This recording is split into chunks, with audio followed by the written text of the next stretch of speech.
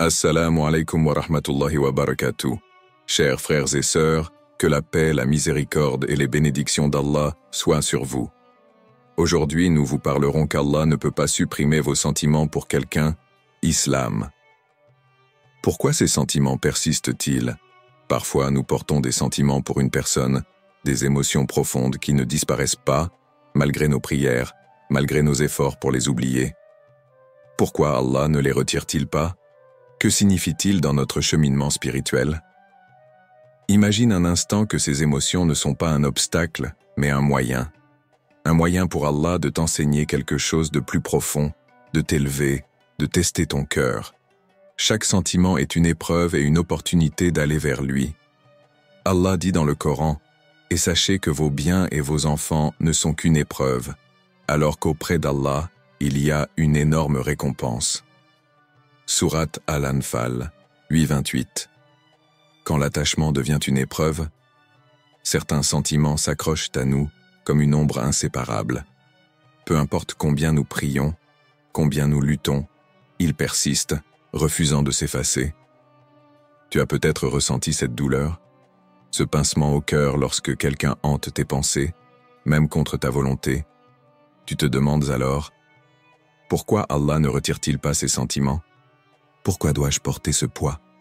Mais as-tu déjà envisagé que cette souffrance pourrait être une porte vers quelque chose de plus profond? Regarde cette scène du temps du prophète Muhammad, paix et bénédiction sur lui. Un homme, le regard éteint, la démarche lourde, s'approche de lui. Il est consumé par un amour qu'il ne peut concrétiser. Son cœur le tourmente, son âme se débat. Il veut comprendre. Alors, il pose la question.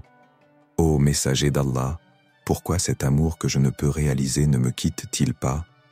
Le prophète, dans sa sagesse infinie, ne lui répond pas par une interdiction abrupte, ni par un rejet de son ressenti. Au lieu de cela, il lui offre une vérité plus profonde. Chaque émotion a un but, même la plus douloureuse. Et parfois, l'épreuve du cœur est une voie vers une proximité plus grande avec Allah. Pense-y, et si ce sentiment n'était pas une malédiction, mais une purification, un moyen de te détacher de ce qui est temporaire pour t'accrocher à l'Éternel? Allah nous enseigne dans le Coran, « Peut-être que vous détestez quelque chose alors qu'elle est un bien pour vous, et peut-être que vous aimez quelque chose alors qu'elle est un mal pour vous. Allah sait, tandis que vous ne savez pas. » Sourate Al-Baqarah 2:216. Ce que tu ressens n'est pas un hasard. C'est un appel, un rappel silencieux d'Allah, te poussant à chercher sa lumière au milieu de l'obscurité de tes émotions. Peut-être que cette douleur t'invite à lâcher prise, à tourner ton cœur non vers la création mais vers le Créateur. L'attachement devient une épreuve lorsqu'il nous enchaîne. Mais il peut aussi devenir un chemin vers la délivrance. 2. L'amour peut être une épreuve ou une bénédiction. L'amour, ce sentiment si puissant qu'il peut illuminer une âme ou la consumer entièrement. Il peut élever un cœur vers les sommets de la foi ou l'entraîner dans l'oubli. Car l'amour n'est jamais neutre. Il est soit un chemin vers Allah, soit une route qui s'en éloigne. Lorsque ton cœur s'attache à quelqu'un, demande-toi, cet amour me guide-t-il vers mon Créateur ou me détourne-t-il de lui? Regarde l'histoire de Zulaïka et du prophète Youssouf, paix soit sur lui. Son amour pour lui était si intense qu'il l'aveuglait, la possédait, l'entraînait dans une obsession où la raison n'avait plus de place. Elle pensait que cet amour était une bénédiction, mais en réalité il était devenu son épreuve. Ce n'est que lorsqu'elle a compris que son amour devait être dirigé vers Allah que son âme s'est apaisée. Ce jour-là, elle a cessé de courir derrière une illusion et s'est tournée vers celui qui ne déçoit jamais. Et toi, où en es-tu? Est-ce que cet amour que tu ressens te purifie ou t'égare, t'apaise ou te tourmente? Allah nous dit dans le Coran, « Ceux qui ont cru sont les plus intenses dans leur amour pour Allah. » Sourate Al-Baqarah 265. L'amour, lorsqu'il est orienté vers Allah, devient une lumière. Mais s'il te vole ta paix, s'il t'éloigne de tes prières, s'il t'attache à ce qui est temporaire au détriment de l'Éternel, alors il est peut-être temps de le réajuster. L'amour est une force, mais entre quelles mains le places-tu? 3. comment Allah nous enseigne à travers nos émotions. Les émotions ne sont pas de simples réactions. Ce sont des signes, des messages divins tissés dans notre existence. La joie, la tristesse, l'attachement, la perte. Chaque ressenti est une porte que Dieu ouvre pour nous enseigner une leçon.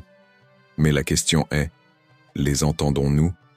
Quand nous aimons sans retour, quand un attachement nous pèse comme une chaîne invisible, Allah ne nous punit pas, il nous éduque, il nous apprend la patience, il nous invite au détachement. Il nous montre que parfois, ce que nous croyons être un manque est en réalité une préparation à quelque chose de plus grand. Regarde l'histoire Salama. Son cœur s'est brisé lorsqu'elle a perdu son mari. Elle pensait que jamais plus elle ne pourrait aimer, que son bonheur s'était éteint avec lui. Mais ce qu'elle croyait être une fin n'était en réalité qu'un début. Car Allah avait un plan. Elle ne savait pas encore qu'un jour, elle deviendrait l'épouse du prophète Mohammed, paix et bénédiction sur lui. Un honneur, une élévation. Ce qu'elle percevait comme une perte était en vérité une bénédiction voilée. Toi aussi regarde ta douleur différemment. Et si cette tristesse était en train de t'élever? Et si ce que tu perçois comme un vide était en fait un espace qu'Allah prépare pour quelque chose de plus grand? Allah nous rappelle dans le Coran, « Ne faiblissez pas et ne soyez pas tristes alors que vous êtes supérieurs, si vous êtes de vrais croyants. » Surat Al-Imran, 339. Peut-être qu'Allah ne retire pas ses émotions immédiatement parce qu'il veut que tu grandisses à travers elles.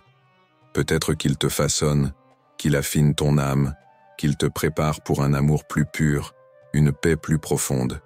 Chaque émotion est une lettre envoyée par Allah. À toi de lire entre les lignes, transforme ta douleur en force. Allah ne retire pas tes sentiments parce qu'ils ont une leçon à t'enseigner. Peut-être que cette personne est un rappel. Peut-être qu'Allah veut que tu renforces ta relation avec lui à travers cette épreuve. Demande-toi, si cette personne disparaissait de ton cœur demain, serais-tu plus proche d'Allah ou plus perdu? L'important n'est pas de supprimer tes émotions, mais de les orienter vers celui qui ne te décevra jamais, Allah.